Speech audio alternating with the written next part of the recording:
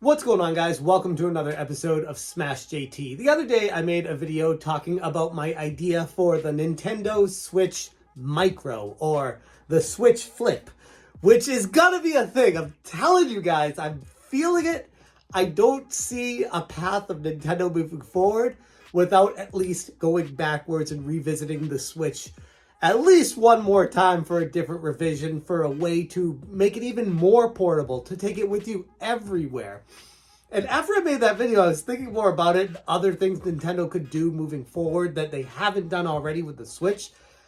And something pretty obvious came to mind that I don't hear anyone talking about. Smash JT. The Nintendo Home Console. Yeah, I don't know. I didn't really think of a name for it, but I don't know what Nintendo's going to call it. But it's going to be a standalone console, strictly able to connect to a TV at the house and plug into a wall socket. Not portable at all. And again, I know it sounds crazy, but think about what they did with the Switch Lite. It's only portable. It doesn't switch. When people were coming at me about how I was talking about they're going to make a Switch Mini and stuff like that, people were saying there's no way they're going to do that because Switch is in the name. It needs to be able to do both things. And then Nintendo does the Switch Lite. It doesn't switch.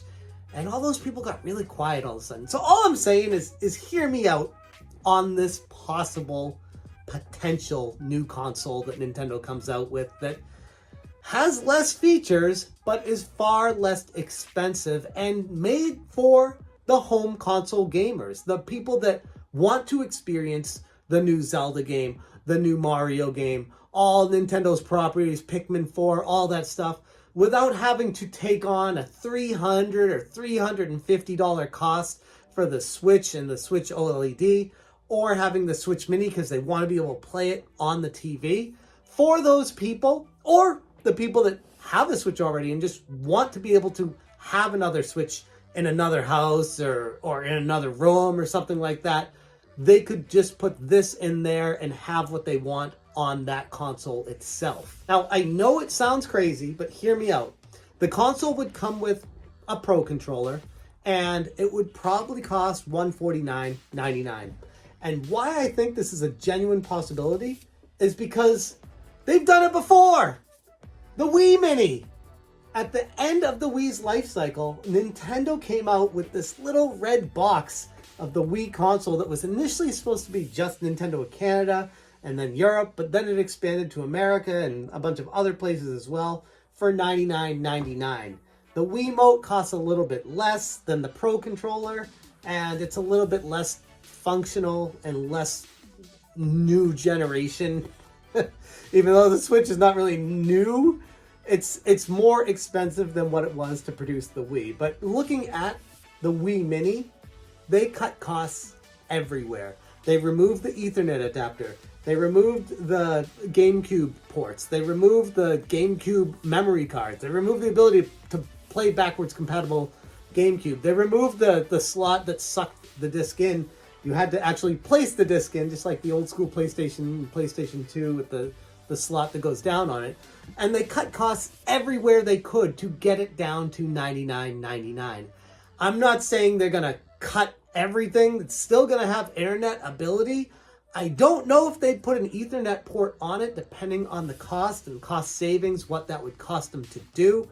But I have a feeling that it would still have the game card slot and an SD card slot for memory. But if they really wanted to cut costs, they could eliminate the SD card external slot. Just like I was saying, they would eliminate that with the Switch Micro Flip or whatever, that they could theoretically get rid of it and just have a standard memory on board it. I don't think that would be a great idea for a home console unit, especially for the cost of having that little slot on it. But it is an option for them if they wanted to cut costs completely.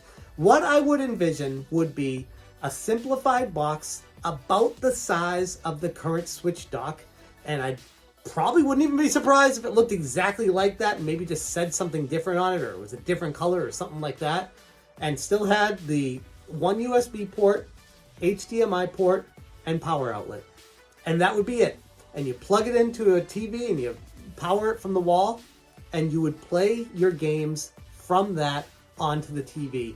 And there'd be no screen, no portability, and it would save people about $100 to $200 to more, especially with taxes, worth of investing into a full-fledged Nintendo Switch.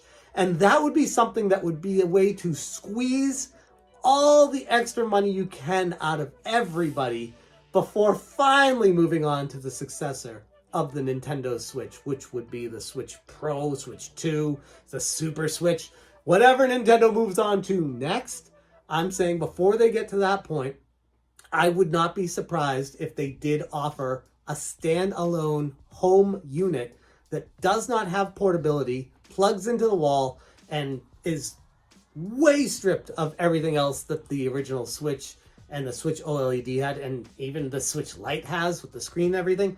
Way stripped from everything just to make sure they can keep the price down on this thing. And including a Pro controller with it would be a huge selling point, because Pro controllers are what, like regular retail price 70 or 80 bucks USD. So with that price being 150 bucks, you're looking at the cost of 2 Pro controllers, or you can get a Pro controller and a home unit of a Switch. I think that in itself would be a selling point. Maybe they'd even have an option where it's just the console and doesn't come with a controller, which would be kind of risky. But if they want you to decide if you want to buy Joy-Cons or if you want to buy a Pro controller separately, that way you could get the unit itself for $99.99, and at that point it would be the same price as the Wii Mini without the Wiimote, but you'd be able to get a home console of the Switch, and you'd have to buy the controller separately, but at least you'd have the ability to select what controller you'd want to buy. I don't know if that's the best direction to go with it though, because most people shopping, going to the store, picking stuff up, don't know that. And if you're getting it for a gift for little Timmy, it's going to be pretty peed off if he opens it up and doesn't have a controller to play it with and has to wait and has to buy something else. It might frustrate people more. So I don't know. I'm leaning towards more where it comes with either a Joy-Con set and the controller to slide them into, or if it just came with the Pro controller itself. And I couldn't imagine the internal guts, the GPU, CPU, of all that stuff going into the Switch home unit costing much more than 30, 40 bucks, maybe 50 bucks soaking wet. And with all that being said, they'd still be turning a profit and still be squeezing more units being sold and selling more games on top of that. It's a win-win-win for Nintendo. And to be quite honest, I'm kind of surprised no one's talking about this either, because I feel like it's an inevitability based off of what they've done before in previous generations of consoles. So that's my thoughts on the Switch home unit. And I would be interested to hear what you guys think about this crazy idea that came to me in the middle of the night. Am I insane? Is my uncle working at Nintendo telling me all these fake things? Or do you think that there is a legitimate possibility for this Nintendo home unit to actually exist? Let me know down in the comments below. I'm going to leave it there. Thank you so much for watching. And as always, you stay smashing. Smash,